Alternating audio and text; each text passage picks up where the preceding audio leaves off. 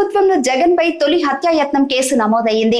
రాష్ట్ర మాజీ ముఖ్యమంత్రి వైఎస్ జగన్మోహన్ రెడ్డి ఆయన హయాంలో సిఐడి విభాగాధిపతిగా పనిచేసిన పివి సునీల్ కుమార్, నిఘా విభాగాధిపతిగా వ్యవహరించిన పిఎస్ఆర్ ఆంజనేయులతో సహా మరికొందరిపై హత్యాయత్నం కేసు నమోదయ్యింది.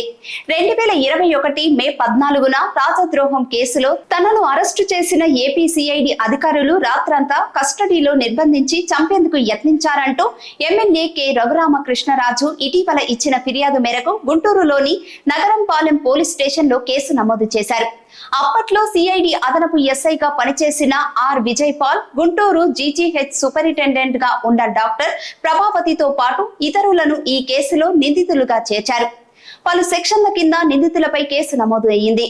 ముఖ్యమంత్రిగా జగన్ చేసిన అరాచకాలపై కొత్త ప్రభుత్వం ఏర్పడ్డాక నమోదైన తొలి కేసు ఇదే. సిఐడి కస్టడీలో తనను చంపేందుకు యత్నించారంటూ రఘురామకృష్ణరాజు 3 ఏళ్లుగా అనేక వేదికలపై చెబుతున్నారు. సంబంధిత ఆధారాలు, నివేదికలన్నీ బయటపెట్టారు. నాడు వైకాపా అధికారంలో ఉండటంతో ఆయన వేదన అరణ్య రోదనే అయ్యింది. కొత్తగా ఎన్డీఏ ప్రభుత్వం ఏర్పడటంతో రఘురామ అప్పట్లో తనపై జరిగిన కాస్టోడియల్ టార్చర్, హత్యాయత్నం ఘటనలపై గుంటూరు పోలీసులకు గత నెలలో ఫిర్యాదు చేశారు. హత్యకు యత్నించిన వారితో పాటు అందుకు ప్రోత్సహించిన వారిని, ఘటనను కప్పిపుచ్చేందుకు యత్నించిన వారిని కూడా బాధ్యులుగా చేర్చాలని కోరారు.